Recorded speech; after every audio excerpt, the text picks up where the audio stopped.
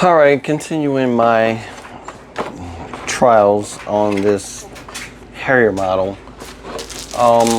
It was suggested in the comments that I should move the fan to make it make sense.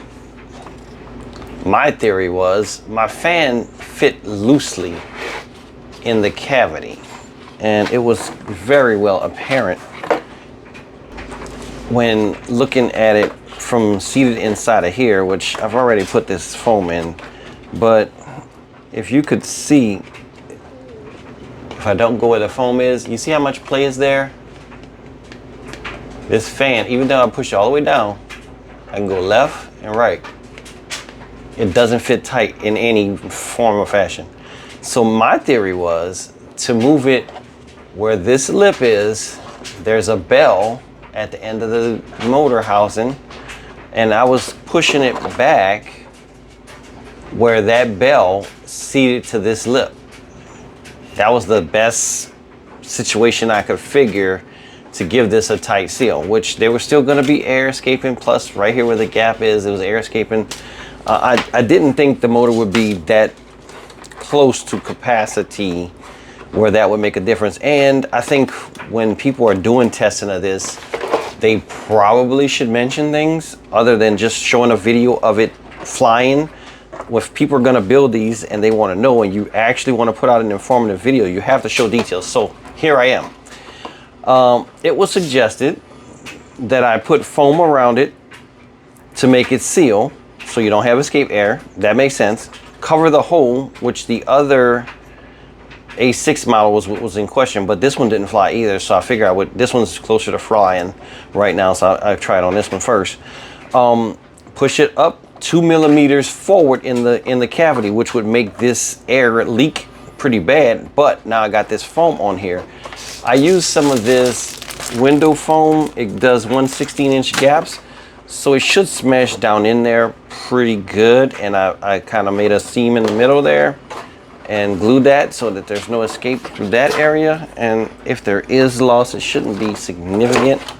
So I'm gonna go ahead and get this glued in, and I'm gonna follow that prescription of making it about 2 millimeters forward where the bell doesn't seat at all. 2 millimeters forward into the chamber where it goes. And you know, 2 millimeters is not a lot, right? So, all off camera, talking about 2 millimeters, that is roughly to the leading edge of my foam, is actually more than 2 millimeters. So I'm going to let it project into there about 2 millimeters, and then the foam will be in contact with the flat portion.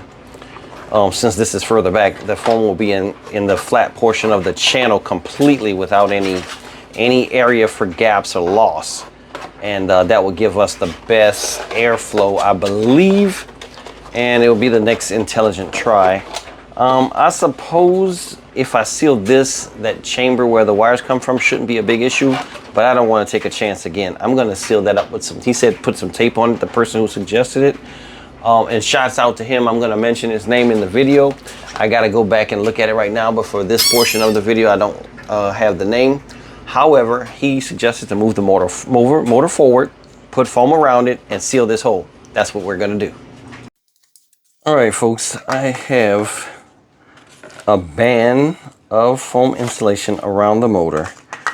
I put the cover on, and I noticed when I was looking down the hole in the intakes with my light, I noticed I could see a gap. There's a gap between this and the seating.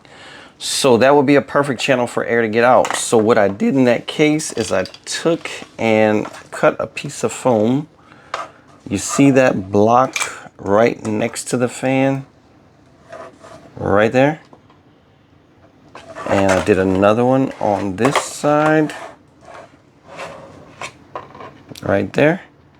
Those will be engaged when I put this in. Let's see if I can get out.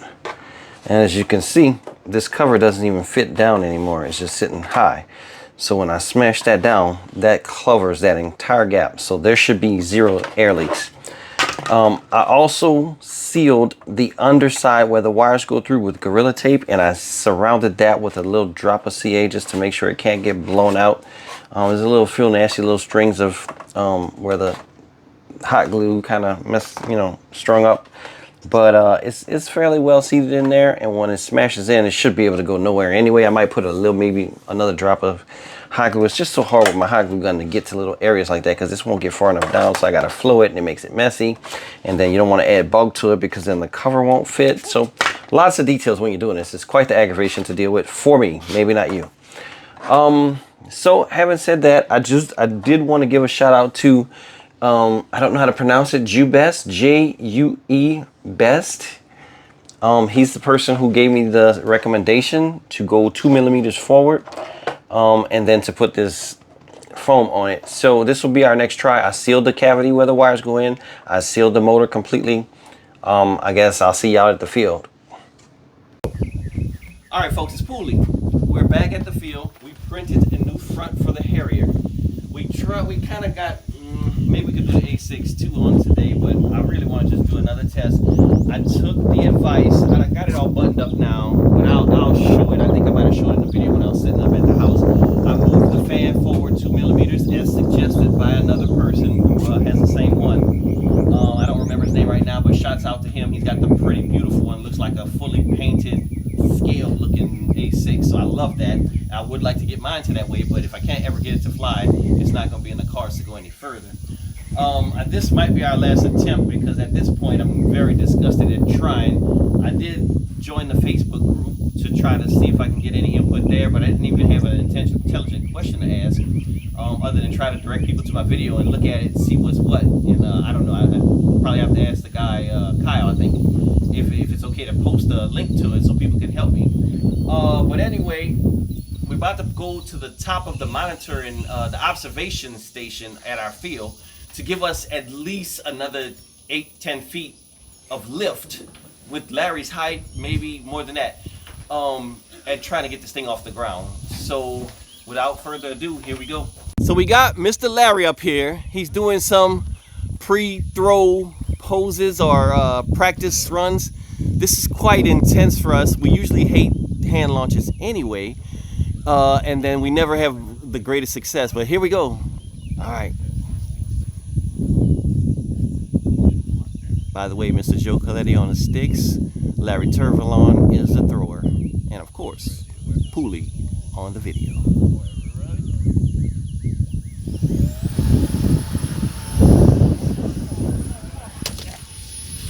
Same exact result, folks.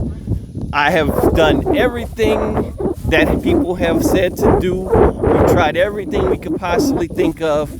This bird does not fly. I think I'm done at this point. Probably ruined my expensive battery. Looks okay. But at the end of the day, these things are too heavy to fly. And I don't know. Like I said, if anybody got further input, I'll take it. But I don't think I'm going to waste any more time and money on this.